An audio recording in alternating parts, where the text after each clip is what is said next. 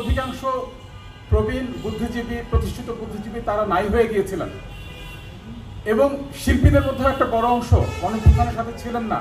তার মানে কোনো না কোনোভাবে একটা ফ্যাসিবাদী প্রতিষ্ঠান সমস্ত বুদ্ধিজীবী, শিল্পী, সাহিত্যিক তাদেরকে তার ডালপালার মধ্যে আটকে ফেলেছিল। যে অল্প কিছু মানুষ, খুবই অল্প কিছু মানুষ এই গণঅভ্যুত্থানে, শুধু তাই না, অনেক বছর ধরে, অন্তত 18 সাল থেকেই এই একটা রেজিমের একটা প্রতিবাদ করে আসছিলেন।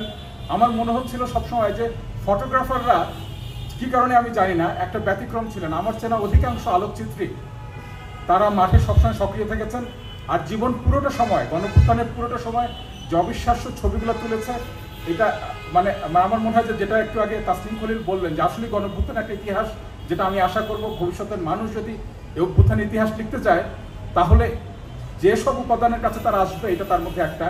আমি একটা কথা শুধু বলি যে এই বইয়ের ছবিগুলো দেখতে দেখতে আমার সবসময় মনে হয় যে শেখ হাসিনা বাংলাদেশে আর ফিরতে পারবে না, আওয়ামী লীগের রাজনীতিও বাংলাদেশে প্রতিষ্ঠিত হবে না। কারণ আপনারা যদি ছবিগুলো দেখেন, আওয়ামী লীগ আসলে যুদ্ধ করেছে এই তরুণদের সাথে। জীবন 18 সালে নিরাপদ সড়ক আন্দোলনে অসম্ভব সক্রিয় ছিল আলোকচিত্র হিসাবে। ওই ছবিগুলো দেখতে দেখতে আমরা বুঝতে পারি বাংলাদেশে যে শিশুর বয়স 12 বছর, যে তরুণের বয়স 35 বছর, তাদের কারো মধ্যে আসলে আওয়ামী লীগের অস্তিত্ব নাই। কারণ আমার এটা মনে হয় এই বইয়ের ছবিগুলো উল্টাতে উল্টাতে যে একটা ভবিষ্যৎ শুধু টিকে থাকবে বলে আমি মনে করি না, ভবিষ্যতের একটা সম্ভাবনার কথা বলতে পারি যে বাংলাদেশে ফ্যাসিবাদ হয়তো আসবে না।